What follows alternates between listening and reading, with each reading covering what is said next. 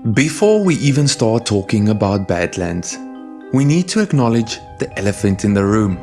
Or perhaps the large, unkillable alien wearing a fishnet stocking and dreadlocks. This franchise has been through the ringer. I've walked into the last 3 Predator movies with the same hopeful yet deeply wounded heart, only to leave feeling like I just sat through a 2-hour corporate mandate for sequel bait. My expectations for this one were low. I was prepared to watch Dan Trachtenberg's take just to complete my suffering. And then, this movie happened. Walking out of the theater, I felt like I'd been body checked by a freight train filled with testosterone and adrenaline. Badlands doesn't just course correct the franchise. It takes the entire ship, flips it upside down, cleans out all the junk food wrappers and stale air, and then launches it straight into the stratosphere. It is unequivocally the lean, mean, terrifying spectacle that the series has been begging for since the original, which, let's be honest, is almost a religious text at this point. Badlands moves like a caffeinated cheetah wearing roller skates. Trachtenberg doesn't waste a single frame or a single second getting to the point. The pacing is absolutely relentless.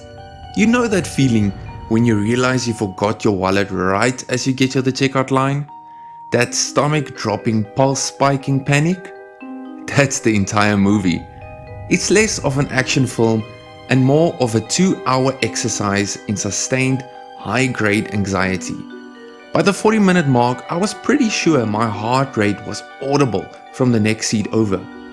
If you feel like your survival thrillers to actually be thrilling, where the main character spends more time trying to figure out how to survive the next 5 seconds than delivering witty one-liners, this is your jam.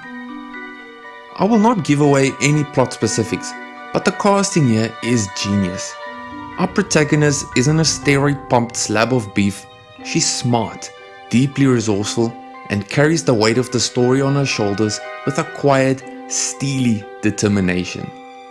I loved how vulnerable yet competent she was. My own survival plan in a harsh, sun-baked landscape would involve frantically trying to find cell service to call Uber Eats. But this character operates on an entirely different level. It's a performance that completely grounds the escalating chaos. Without her emotional anchor, the film's relentless brutality would probably just feel exhausting. Instead, she makes you genuinely invest in the outcome, turning every tense sequence into a visible moment of dread. And oh, the dread. The Predator in this movie. It's not a cosplayer. It's not a goofy mascot. It's a genuine, spacefaring serial killer. The design choices, the movement, the sound, all scream Apex Predator. It feels like the director went back to the original blueprints and simply sharpened every edge until it was razor thin. The action sequences are vicious, beautifully choreographed, and use the environment in incredibly clever ways. It's all about calculated, passionate violence. The kills are shocking and efficient, relying less on CGI noise and more on making the alien feel like an unstoppable force of nature. I can't stress enough how refreshing it is to watch a movie where the hunter feels genuinely menacing again, not just a punching bag waiting for the third act. The environment is practically a character unto itself, and a highly antagonistic one at that. It's vast, isolating, and utterly unforgiving. Every footstep crunches, every shadow is a potential threat, and the heat practically radiates off the screen. It heightens the sense of isolation and turns the hunt into a proper game of cat and mouse, with the cat as thermal vision and a shoulder cannon, and the mouse is just trying not to dehydrate. The sheer scale of the landscape makes the Predator's invisibility cloak feel even more unfair. It could be literally anywhere, and the movie uses that spatial terror brilliantly. Now, if I had to nitpick, and trust me, I'm reaching here like a cartoon character trying to grab a cookie just out of reach. There are 2 minor things. First, the last stretch of the film, while still exciting, felt like it had one too many gear shifts. It slightly drags its feet on the way to the finish line, almost falling victim to the classic franchise trope of needing to explain everything. Second, the core plot, stripped of the action, isn't exactly reinventing the wheel. But honestly, who cares?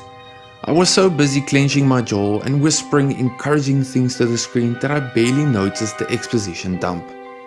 In a movie this visually electric and paced like a Formula 1 race, sometimes a simple framework is exactly what you need to keep the adrenaline flowing. So, is Badlands worthy? Without a doubt. This is more than just a good sequel.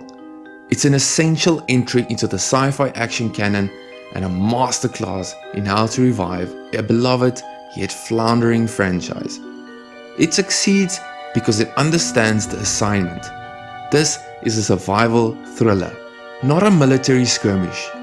It strips away all the unnecessary baggage, the convoluted mythology, and the over-the-top ensemble cast that plagued previous entries, and focuses squarely on one relentless hunter and one brilliant, desperate human in a hostile environment.